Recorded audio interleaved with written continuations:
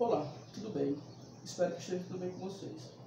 Eu me chamo Elias Lino, como vocês já sabem, eu sou professor de filosofia de vocês e hoje eu gostaria de falar a respeito de linguagem, mais especificamente a respeito de linguagem e cultura, né, que é um dos aspectos que falam que na filosofia fala-se que nos separa dos outros animais da cadeia zoológica. Então, para isso a gente vai precisar ver, né?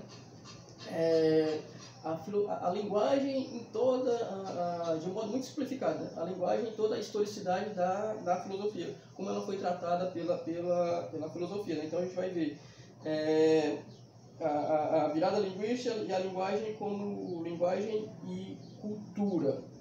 Ok. Já na Grécia Antiga, Aristóteles dizia, né, que o ser humano ele é um ser de linguagem, querendo dar a entender com isso que exatamente o que nos confere dignidade, né, de ser humano, que nos diferencia de todos os outros animais, é exatamente o fato de possuirmos uma linguagem, conseguirmos comunicarmos, e aí essa linguagem nos torna racional, nos tornando racionais, nos torna animais políticos, né? Tem a famosa frase do Aristóteles, o ser humano é um zoon politikon, ou seja, um animal político. Mas isso não era unanimidade, né? Na Grécia Antiga a gente tem outras vertentes, e aí é o que a gente vai ver agora. Por exemplo, né, a gente tem os sofistas, né? Não é sofistas, não, é sofistas, né? Os sofistas a gente pode entender como os primeiros professores da história, né? Porque não, você pode dizer, não, mas os outros filósofos também ensinavam. Eles ensinavam, mas não era uma profissão regulamentada, podemos dizer assim, né? E nem cobravam por isso. Eles ensinavam, mas os filósofos, todos eles eram de classe, ou pelo menos a maioria, né? Era de classe abastada e não precisava cobrar por isso, ok? Na Grécia Antiga, ok? Então, os sofistas pode-se dizer que são os primeiros professores. Eles ensinavam e cobravam por isso. E aí qual é a grande briga deles, né? Eles não se diziam filósofos, que o filósofo é amigo do saber e ele busca o saber, busca a verdade, né? E como a filosofia quer ser universal, ela busca a verdade absoluta, é a verdade que vale em qualquer lugar, né? Os sofistas, eles foram os primeiros relativistas. O que isso quer dizer? Eles diziam assim, ó, não existe a verdade absoluta. Existem verdades, várias, plurais. O que eu posso ensinar é a você, através do discurso, tentar convencer o máximo possível de pessoas a acreditar na sua verdade. E isso, né, a gente chama, tanto na filosofia quanto na linguística, de retórica. Retórica é quando você discursa bem, né?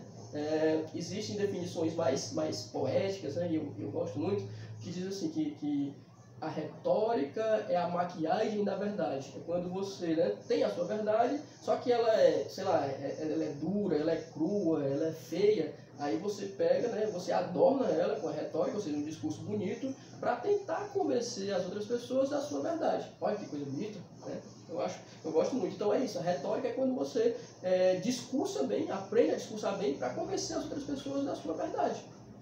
E isso é muito necessário na política, na ciência, nos relacionamentos amorosos, em tudo. Você saber discursar é necessário, né? E aí a gente deve isso, né, aos sofistas. Mas aí, né, os filósofos foram os primeiros canceladores da história, né? Eles fizeram uma campanha de cancelamento dos sofistas. E eles fizeram isso, né, difamando, dizendo que eles não estavam interessados na verdade, que eles eram charlatães, que eles só estavam preocupados em enganar, né?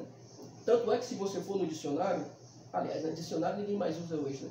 Mas se você for no Google e colocar sofisma, a definição que vai ter lá vai ser charlatanismo, enganadores, engano, embuste, por conta dos filósofos. Mas hoje a gente já está fazendo já uma campanha de descancelamento dos sofistas. Na verdade, eles foram super importantes na história da filosofia, né? Sobretudo porque eles foram os primeiros relativistas a dizer, ó, não existe a verdade, existem verdades.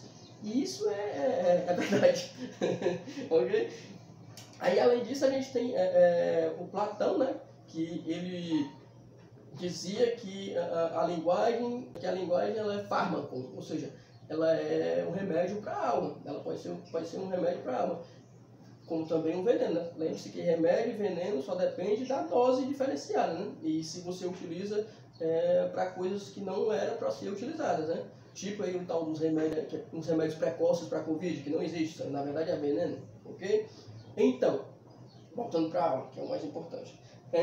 Platão, ele dizia que você chegava às verdades, né, da filosofia, às verdades eternas, através da conversa com os seus pares. Você conversando, você ia construindo os conceitos, e esses conceitos, aos poucos, chegariam às verdades eternas. E isso a gente chama de diálogo, que em filosofia, né, a gente pode chamar de dialética. Então, sofistas, né, criam a retórica, Platão cria a dialética, ou pelo menos define a dialética, e aí tem Aristóteles. Aristóteles dizia, beleza, a linguagem ela é fármaco, né, pode ser remédio, pode ser veneno, mas ela é também instrumento, ou seja, um instrumento é algo que serve para fazer alguma coisa. Então, a linguagem é instrumento, é órgão. E aí ele cria aquilo que a gente entende hoje por lógica, né? Quando você vai falar alguma coisa, alguém pergunta assim, isso é verdade? Aí você diz assim, é lógico. Por quê? Né? Porque quando você contou para alguém aquela verdade, você articulou a linguagem, né? Ligando uma a outra de premissas e premissas até chegar a uma conclusão. Né? Aí a lógica é exatamente isso, né? O caminho correto do raciocínio, ou seja, o correto raciocínio, até chegar a uma verdade. Então a gente tem, né, já na Grécia Antiga, a gente tem essas definições de linguagem, para que ela serve. E aí já dando um salto gigantesco na história, né, a gente chega no século XX, chega na virada linguística. Né? Ou seja, é um momento em que a filosofia diz assim, ó, a única tarefa plausível agora da filosofia é investigar a linguagem. Afinal de contas, é através da linguagem que a gente constrói, né, o nosso conhecimento a respeito do mundo. Então, se a gente quer analisar o nosso conhecimento, né, nossas potencialidades, nossos limites, até onde a gente pode ir, é através da análise da linguagem. Né? Isso foi já no século XX. E um dos filósofos mais importantes, né, dessa virada linguística chama Wittgenstein. É um filósofo austríaco, além de filósofo também foi um matemático. Então, ele é dividido em duas partes. Né? O primeiro, Wittgenstein, né, ele escreve um livro chamado Tractatus Lógico-Filosófico. Então, nesse momento, ele está preocupado em encontrar uma essência da linguagem. Né? Que aí chegando à essência da linguagem, chegaria, por consequência, à essência do conhecimento, à essência do mundo. Então, para ele, a linguagem ela é representativa, ou seja, ela representa alguma coisa no mundo. Só que para ser representativa, ela não pode ser a própria coisa. Então, a linguagem é uma coisa, o mundo é outra. E aí, para representar o mundo, a linguagem tem que ser diferente do próprio mundo. Porém, tem que ter alguma coisa em comum, tem que ter alguma relação, senão não era possível a representatividade. E aí essa coisa comum ele chama de fatos. Então existem fatos no mundo. A linguagem descreve esses fatos. Né? E aí tem o segundo, e quanto mais, né, a sua linguagem é maior, né, mais capacidade você tem de descrever esses fatos e o seu mundo fica maior. É outra coisa que além de filosófica é poética, né? Veja bem, sim, o meu mundo, inclusive isso é uma citação do livro dele, né? Assim, quanto maior a minha linguagem, maior o meu mundo. Os limites da minha linguagem são os limites do meu mundo. Olha que coisa, novamente, que coisa bonita, ok? Só que no segundo momento, e aí é o momento que eu mais gosto, né? Que ele vai dizer que não vai mais se preocupar com a essência da linguagem, não vai dizer que existe mais uma linguagem universal, ele vai dizer que existem jogos de linguagem. O que isso quer dizer? Quer dizer que existem várias verdades. Cada segmento da sociedade vai ter as suas verdades. Ou seja, a verdade é plural. Né? A realidade é plural, as verdades são plurais, as pessoas são plurais. E isso também, né, é muito interessante.